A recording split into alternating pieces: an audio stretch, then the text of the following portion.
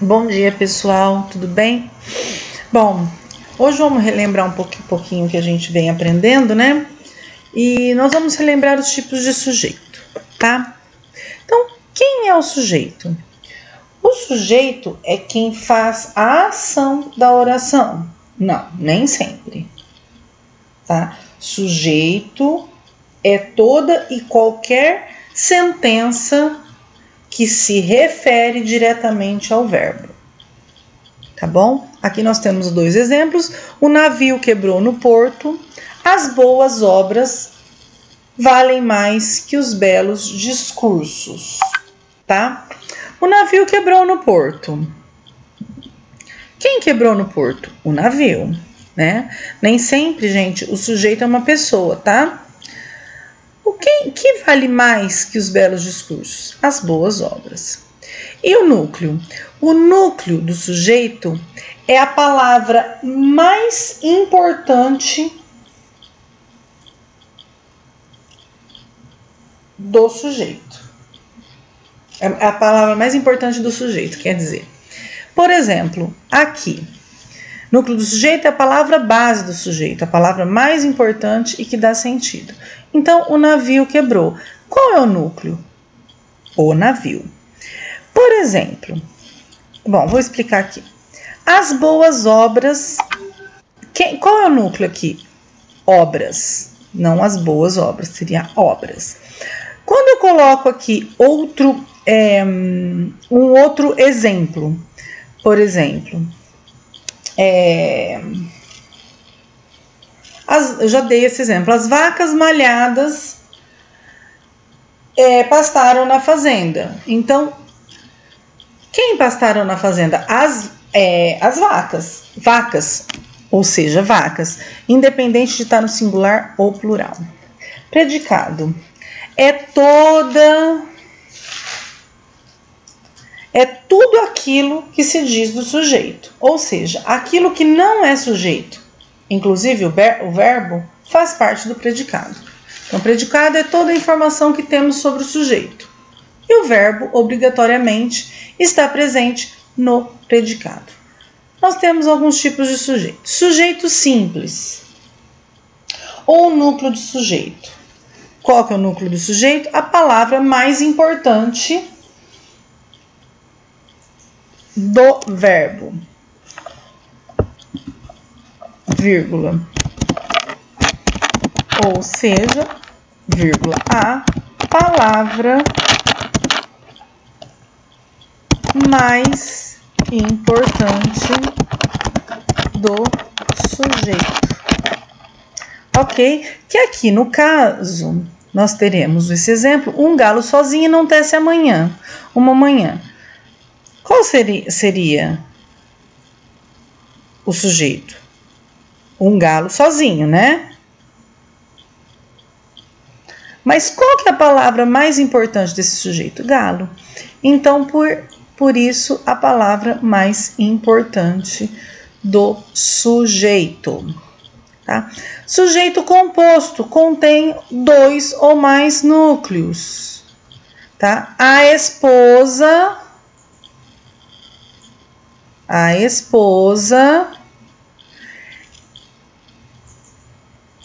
e o amigo, vou colocar em negrito aqui,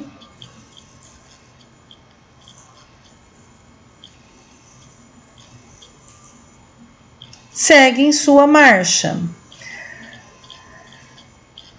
Aqui, sujeito composto porque eu tenho dois ou mais núcleos. Palavras mais importantes: esposa e amigo. Aqui, ó. Ou seja, vamos copiar e colar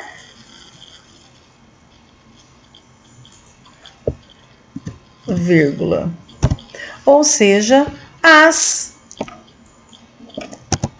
palavras mais importantes do sujeito, tá bom? Aqui, se eu tivesse aqui, ó, nessa frase aqui, Vou pegar essa frase. Um galo sozinho e uma galinha não tece, e uma galinha branca não tecem uma manhã. Qual seria o núcleo do sujeito? Seria um sujeito composto, porém, nós teríamos dois núcleos, o galo e a galinha. Ok?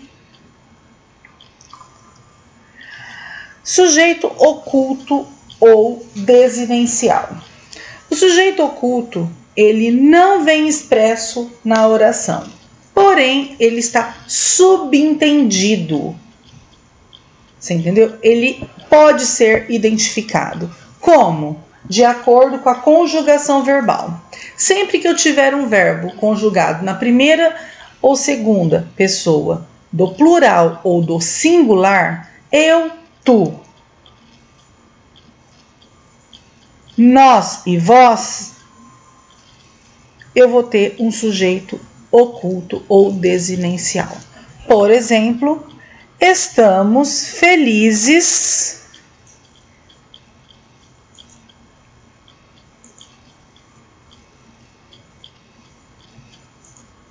com a aprovação de todos. Quem é o sujeito? Nós. Quem estamos felizes? Nós estamos felizes, tá bom? Então, guardem isso. Eu vou colocar de novo aqui. Para que seja sujeito oculto,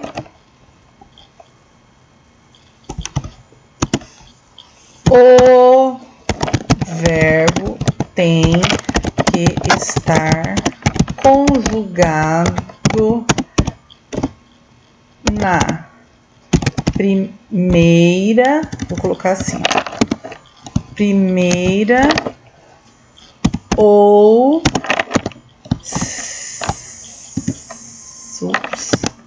segunda pessoa do singular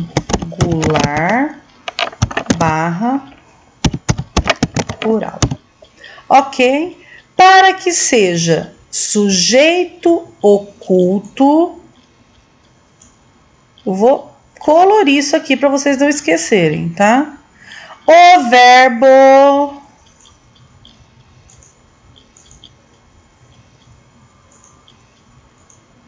tem que estar conjugado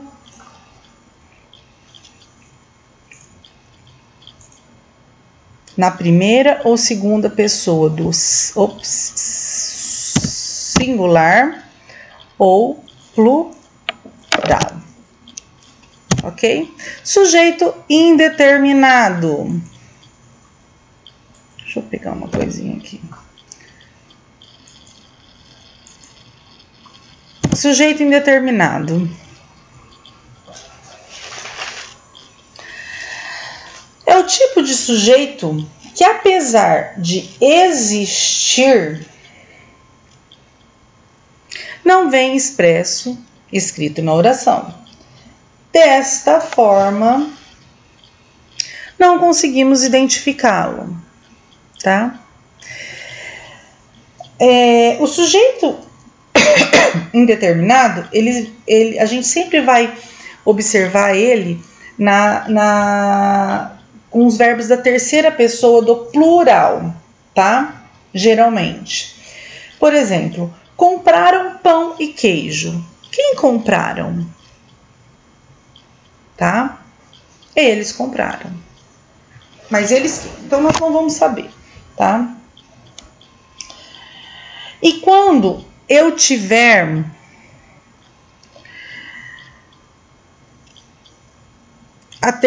o verbo na terceira pessoa do singular, mais o pronome se, mais a preposição, precisa-se de livros usados, tá? O se aqui é um pronome, tá? Aqui é um pronome. De preposição, tá? Por quê? Porque eu preciso saber quem que precisa desse verbo, desses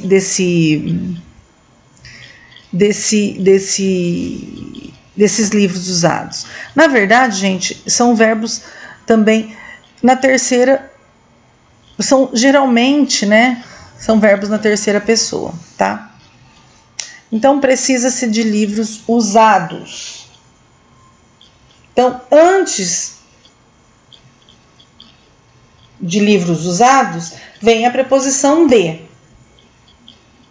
E lembrem-se que isso é muito importante.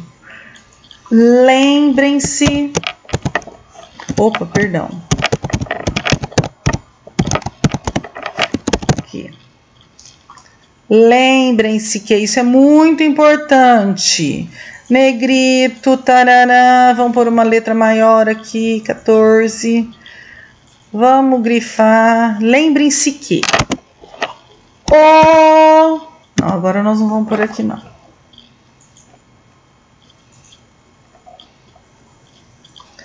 O núcleo do sujeito nunca é iniciado com uma preposição. Tá bom? Então, o núcleo, lembrem-se que o núcleo do sujeito, opa, vamos mudar de cor aqui, nunca,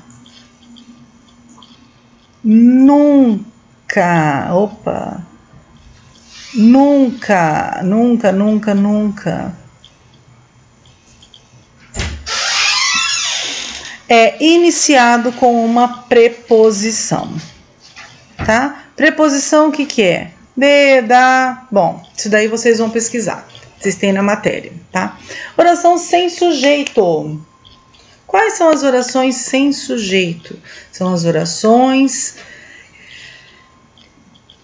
onde os verbos indicam fenômenos da natureza. Tá? Chover, ventar, nevar, trovejar, relampejar, fazer frio, calor, enfim. Tá? Choveu muito em Salvador. Quem choveu? A gente não sabe. Tá? O verbo haver. Quando o verbo haver estiver no sentido de existir, que é um verbo impessoal. Houve muitos gritos,